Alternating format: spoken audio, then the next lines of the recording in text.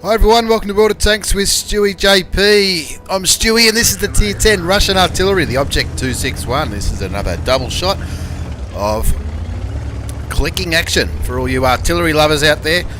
And this game and the next one is brought to you by the Flying Elite from Amiga Clan, one of Southeast Asia's, or the Asian server as it's called now, newest in training moderators. He's on Arctic region and he's got his big gun. You can see he's got one mark of excellence already on this tank, and he's getting himself into a position where he's a little bit high, he's giving himself a little bit of height, and you can see his team is already down by a tank. The scout tank, the T-49, got taken out pretty early by the enemy grill. Now there is, in either this game or the next one, there's a bit of toxicity in the in-game chat, but we'll have a look at that later. Now, please don't unsubscribe because I'm doing artillery videos. We know that some people either love them or they hate them, but the first shot by the Flying Elite doesn't do a great deal of damage, a little bit of splash damage to the M103. Now looking at his loadout, you can see he's got, what's it called? He's got the he's removed the speed governor to make his tank a little bit faster, and he's also got extra engine power as a consumable. Now his first shot didn't do a lot of damage, but because he's got that height that I talked about a few seconds ago, he's got shots down to this area where a lot of enemy tanks will go thinking that they're artillery safe. And boom, he one-shots the big Tier 8 French autoloader, the AMX 5100, and he waits for that reload to come. His side's up by a tank now. They were down by 2, and now they're up by 1. And the Flying Elite is searching around, searching for another shot. Now you can see he's got the artillery helping mod, the G mod as it's sometimes called, which gives an alternate point of view. Now there's been a little bit of discussion about this modification with the latest fair play rules that have come in. And that was a lovely shot under the Type 5 Heavy, a beautiful target to shoot when you're in artillery, the big Japanese tanks. He puts some damage into him and sets him on fire, which is always helpful. Now the mod that the Flying Elite's using, it's 100% legal. All it does is gives you an alternate view. It doesn't give you shots that you would otherwise not have, which some people seem to think is the case. All it does is give you a different point of view, and that's why it's legal, and so it should be, I think. Very unlucky not to hit that IS-3. I reckon if he had have stayed aiming just a little bit longer, he might have been a bit different. Now looking at the mini-map, you can see the Flying Elite side's doing quite well on the northern flank, but the traditional heavy lane is in a little bit of trouble. The Flying Elite's already done nearly 2,500 hit points of damage, and he's picked up that one kill with the French autoloader. But now he's aiming, he's waiting for a shot on that Type 5 Heavy. Type 5 Heavy quite well angled, and that's probably why he only got 492 hit points of damage in that shot. But still, you'll take every inch of damage you can, whether you're playing artillery or any other tank in the game. Now you can see with the RD view mod, it's sort of, if you go to an area where you can't see, then it gives you a close-up view of a hill or whatever else is in front of you. Now he's still aiming at where all those enemy heavy tanks were, but the team has absolutely crumbled. That's what I mean about giving it that funny view if you've got a mountain or something in your way. Also, same thing happens with buildings. Now the STI is probably doing the right thing, pulling back, but he's the only one, the STI in the southern part, he's probably the only one providing view range for the artillery. Just unlucky that PZ-58 Mutz, the premium Tier 8 German tank, if he had reversed about 3 inches less when he was reversing back down that hill, it probably would have killed him quite comfortably. But the Flying Elite's already picked up 3,000 hit points of damage, but his team is absolutely crumbling. They were looking good in the north, but all those friendly tanks in the north, apart from the Object 430, have been taken out, and you can see the enemy have still got a pretty heavy presence in the north. Flying Elite fires again, puts another 720 hit points of damage into the Type 5 Heavy. Now I think that ammunition he's been using down here, ammunition number 3, is probably the gold ammunition, and you're going to see a result of him using that in the post-aim battle results with the as far as credits go. Now he's having a bit of a search around here because that Object 430's probably got the best view from where he is to light up those tanks that are camping the enemy base, but doesn't see too much there. So he goes back down to where the heavy tanks were having their push. It's only the Mutts and the Type 5 heavy left on that flank, but the STI doesn't want to get taken out of the game. And there's the T50. So you switch the view to the northern side, which you can do by clicking on the minimap when you're in Arty. He's waiting to aim on that T57 heavy. Get the American autoloader out of the game if you can. He fires and then he swings back and kills him. Very handy tank to get rid of, the American autoloader. And as the Death Star kills the Waffenträger. Tier 9. German tank destroyer. And now Flying Elite looks like he's just searching around for a few different shots. He was going to have a shot at that Scorpion. He's changed his mind. He's going to go back to the heavy line and try and get rid of whoever's left down there. Now the AMX 1390's going on a bit of a YOLO run from the enemy side. He wants to light up whoever's camping. Well, not camping, but whoever's back at the base. The Flying Elite sets probably a bit of a loose shot there towards that 1390. And a bit of a wasted shot, but now he's aiming again into where the heavies are to support the STI, the big Tier 9 Russian heavy tank. Now that STI should be able to bounce the IS-3, no worries. And it looks like the snipers as well as the Object 430 have really come back into the game and getting rid of some of those tanks on the northern flank.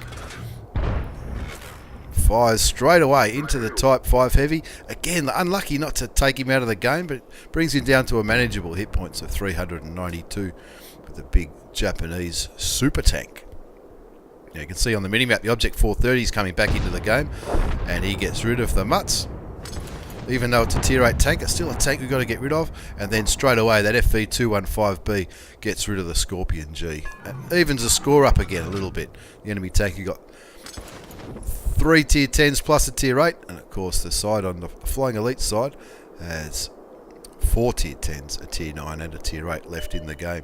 But it's still pretty close here. It's still neck and neck, and that IS-3 just gets into a bad position just at the wrong time, just as the Flying Elite was aiming down towards that flank, and he gets rid of the Tier 8 Russian heavy tank. And now they're all looking for that Type 5. If they can get rid of the Type 5, it's just going to be the grill and the T92 left. And Flying Elite's already picked up over 5,000 hit points of damage, as well as 3 kills.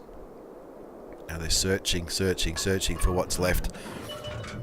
There's the grill that he's been looking for. Flying Elite hasn't got many hit points left. He shoots his last premium round and just goes a little bit wide, which means he's only got...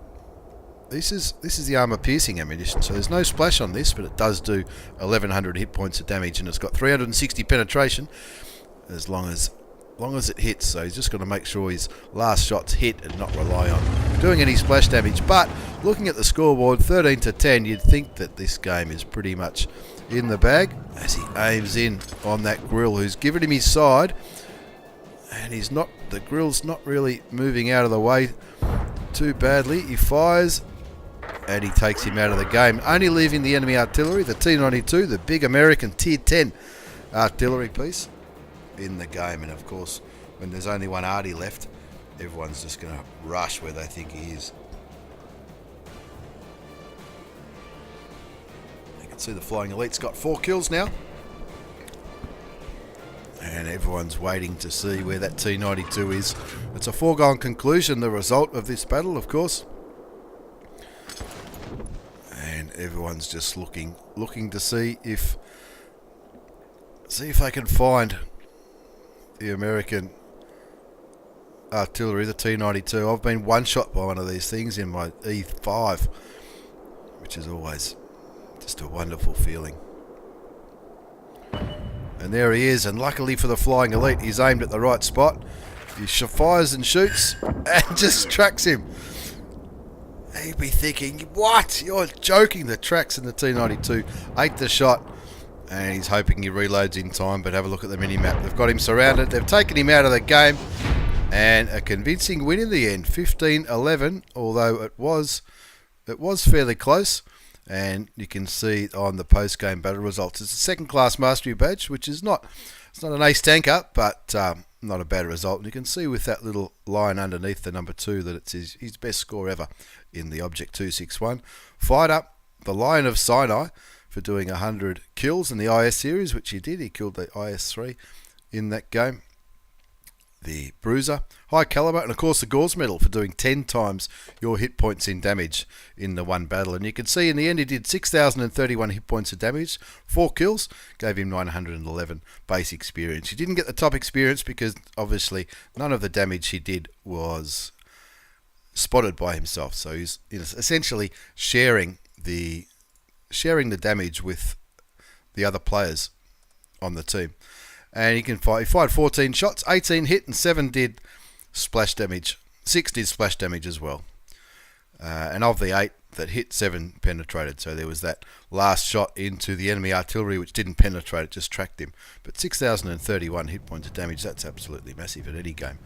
And looking at the detailed battle report, you can see he's lost a few credits, and that would have been because of the premium ammunition he fired. You can see it cost him 43,000 credits to shoot, to resupply his ammunition, and of course the consumables as well. Remember, he had the gasoline as well as the speed governor to pay for at the end of the game. Anyway, as we move on to the second game in this double shot of artillery action, this one's also got the Flying Elite, and again he's in his 261. He's obviously enjoying this tank, and in this replay he's on Prokhorovka.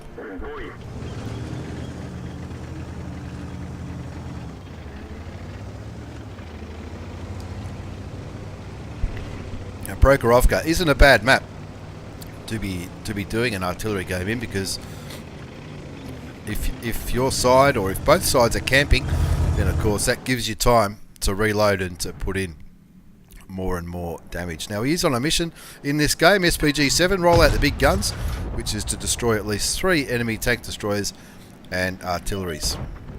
Not sure if he was on a mission in that last game, but first shot just misses that T-49. Something I've noticed that the Flying Elite did in the last battle, and he may do in this one as well, is as he shoots, he moves his gun. He hasn't really been relocating, and you just heard the consequence of not relocating. You just heard the enemy Arty shooting at him, which obviously Arty drivers in general often really enjoy killing each other, killing artilleries. And that's because they can often look at, from the bird's eye view, at the position where they think that the artillery may be, and look for the traces and try to take them out of the game before they've put those big guns to work. I don't play a great deal of Arty, but whenever I do, I always try to relocate after at least the first 3 shots, if not all of them, depending on what the enemy Arty's doing. Now, he hasn't done any damage yet. He's already fired 2 shots, but there's a shot you've been waiting for. 944 hit points into the Pershing. Might only be a tier 8 to tier 10 game, but it's still a tank we need to get rid of, and the Flying Elite has done that.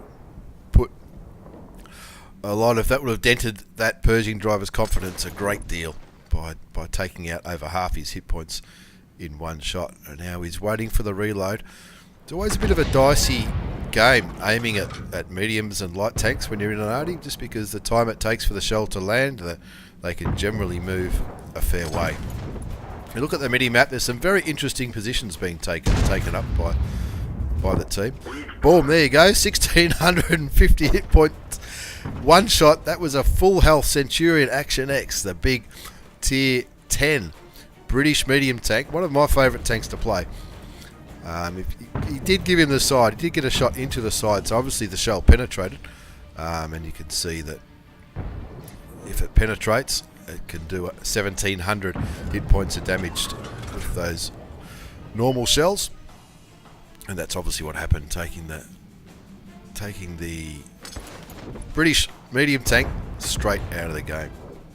Now he's aiming up towards the hill because the Flying Elite side has a very good presence on the hill. And if he can help his side get rid of these enemy tanks that are down here, then that'll encourage them to comprehensively take the hill and hopefully win the game. They are winning 4-1, but unlucky in that shot, and I think that's probably what he's doing that with his mouse.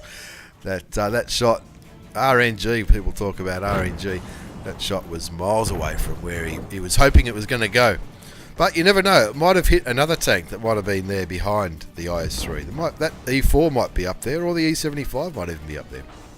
I've seen funnier things. But anyway, he's reloading, and now he's aiming. Is he going to aim back on the hill? Looks like he is. He's going to go after that IS-3. That IS-3 is part of a platoon. We know the Pershing's in the... Did he kill him? No, he didn't. The IS-3, it looks like he kept moving forward rather than pulling back. And there's one of the new French Liberté premium tanks. It's not the Liberté version. Obviously, it hasn't got the camouflage that comes with it. And it's Cart Room from Pyro. And that's a pretty dangerous tank as well. Even though it's a tier 10 game, there's only 4 tier 10s on the Flying Elite side. And there was 4 on the enemy side, but one of them's already been taken out. So he's not wasting any time. He's going after Cart Room. And he wants to shoot now. Is he going to get him? He does. Gets him for nearly 700 hit points, which is close enough to half his health. But the enemy are starting to come back. They've taken out the T10 and the Patton, the top tier American medium tank. And also clawed the score back a bit. They're only up by 3 tanks now, the Flying Elite side, and he'll be very happy if these players just slow it down a bit so he can keep chipping away with his big Russian tier 10 gun. Especially if he can get a few more shots like he did onto the Centurion Action X. And the E75 has presented itself, so he wastes no time getting a shot into him for 1161 hit points. There's nothing wrong with that at all. That's a massive amount of damage. Takes the full health E75 down to less than half, and he's hoping his gun reloads because he's got him lined up into his sights again. Aiming, waiting for the reload to come on. He's like, come on, I need you to spot that tank. I want to kill him. That Pershing gets taken out by the baby bat chat. And the M48 Patton, who's already been killed, doesn't go back to the garage, decides to give some helpful information to his team to get the try and convince that IS-7 to move forward. Have a look. Now, meanwhile, the Flying Elite takes the E75 down to 198 hit points, and now he's aiming at that French Tier 8 premium tank again, and again, willing his gun to reload in time. Flying Elite's team still do have a pretty good presence on that hill, but they need to keep those tanks lit so that the Flying Elite, as well as the auto-loading French Tier 10 artillery, can keep chipping away at them. You can see more artillery shells were landing there, and that was the French auto-loader, the Batchat 155-58, which has a massive long reload, but when it's reloaded you get 4 shells in the auto-loader. Now, at this point, I'd probably be pinging the map and tapping my F8 key, letting my team know that I'm ready to fire, and that's where I'm aiming. But I'm not the expert when it comes to artillery. I don't have any Tier 10 arties. I do have the Tier 9 Russian, but and it looks like this Tier 10 Russian is probably the first Tier 10 arty I'll get. Cartfroom presents himself, and he gets him for 666 hit points of damage. The number of the devil brings him down to 103. So that AMX M449 is a one-shot for any tank that is lucky enough to get a shot on him. Now artillery blind shots and hits him. Luckily, that'll probably be a bit of splash damage. It was only 140 odd hit points. And now Flying Elite's decided those tanks up on the hill are probably not gonna spot. So he's probably thinking that the next tank to be spotted might be that E4. So that's why he's aiming that way. And you can also see that the T49 on the Flying Elite side hasn't loaded into the game yet. You can see that on this screen when you push the tab key. He's still not loaded into the game, so I don't know if that's his game's just crashed or if he's botting. He doesn't look, statistically, he doesn't look like a bot player. And of course the IS-3 and the IS-7 are both being complained about because they're not doing what somebody wants him to do. Now he fires a shot into the E4. We don't see it because he's zoomed out again. He's relocating because he's worked out that the enemy arty probably is trying to counter arty him, but he does get a good damaging hit into the Tier 10 American tank destroyer, and the other Arty, the French Arty, finishes the job. And now he's searching for a shot down near the enemy flag to try and get rid of either one of their Arties or that T28 prototype. There he is. And now that IS-3 is probably the one spotting him. He's waiting for that aim, that Russian aim. Fires again. I don't know. I think that one missed because nothing came up on the screen. And he's moving forward to try and shorten his shot time and also relocate, just in case Arty's still looking for him. The IS-7's going straight for where the artillery was last spotted. And of course, players on the Flying Elite side getting pretty vocal in the chat about what other tanks should do, which is what you see, I guess. The IS-3 gets taken out by the enemy Batchat artillery. So the Flying Elite knows that he's not aiming his way, and the Flying Elite's aiming towards where that T-28 was last spotted. Probably searching around, hoping he knocks a tree over or bumps one of those dead tanks, and might give him an indication of where he might be, the Tier 8 American tank destroyer. Looks like nobody knows where the enemy artilleries are. Of course, the Batchat was last spotted near the red flag. The Conqueror GC Conqueror gun carrier hasn't been spotted this game. I'm tipping, I reckon, I mean, the French artillery is quite quick. He might have moved back to the one line and could be hiding behind that T-28 prototype. They've got one tank on the enemy flag. That'll create a little bit of pressure. And there's the Conqueror. And what a good time to be fully aimed in.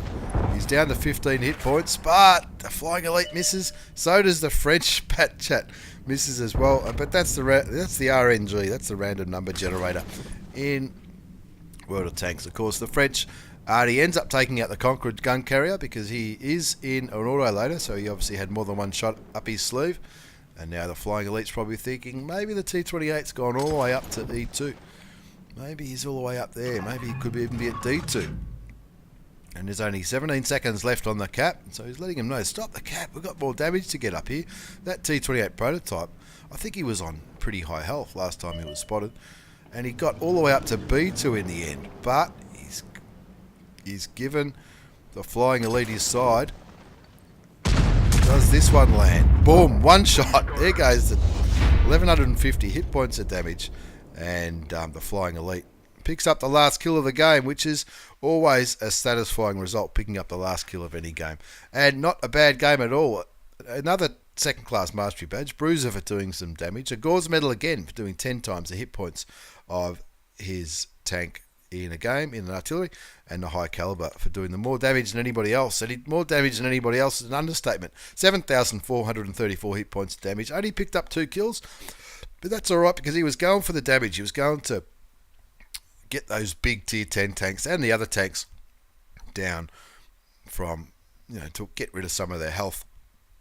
893 base experience, which isn't too bad. And he made a little bit of money on that one. Didn't fire as much premium ammunition, but he still had the cost of those consumables. He fired 14 shots, 6 of them hit, all 6 that hit penned.